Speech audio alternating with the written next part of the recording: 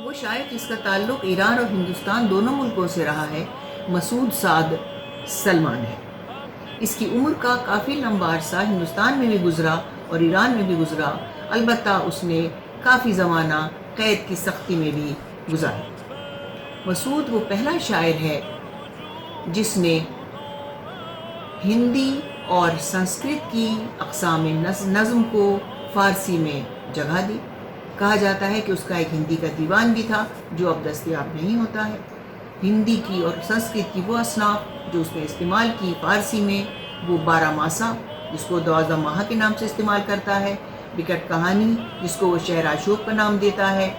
یہ مسعود سعد سلمان کی جو جدت ہے، یعنی دوسرے ادب کے ساتھ اپنے ادب کو شیئر کرنا، یہ اس کے ساتھ خاص مانی جاتی ہے۔ اسی کے ساتھ ساتھ اس کے شعر کا بہت اہم پہلو اس کا اخلاقی پہلو ہے، یعنی وہ انسان کو اچھی مزایا سے اپنے آپ کو آراستہ کرنے کی تعلیم دیتا ہے۔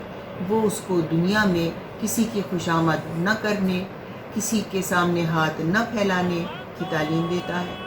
اس نے خود زندگی کی بہت سختیاں جھیلی تھی اور وہ جانتا تھا کہ اس دنیا کی حقیقت کچھ بھی نہیں ہے۔ سب سے اہم بات یہ ہے کہ انسان خود اپنے اندر وہ صفات پیدا کرے کہ وہ ایک اچھا انسان کہلانے کا مستحق ہو۔ چنانچہ وہ کہتا ہے کہ دنیا میں رہ کر لالچ نہ کرو، چونکہ ایک لالچ کے نتیجے میں تم کو 1000 مشکلوں میں، 1000 الجھنوں میں پڑنا پڑتا ہے۔ مشو آجا کہ دانہ تم است، زیر دانہ نگر کہ دام بلا است۔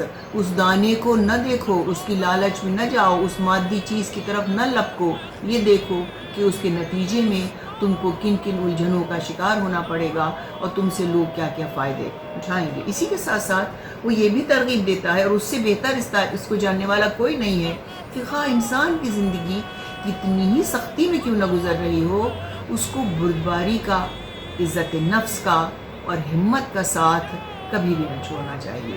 چنانچہ وہ ہم کو تعلیم دیتا ہے، از فلک تنگ دل مشو مسعود، گر فراواں ترا بیازارد۔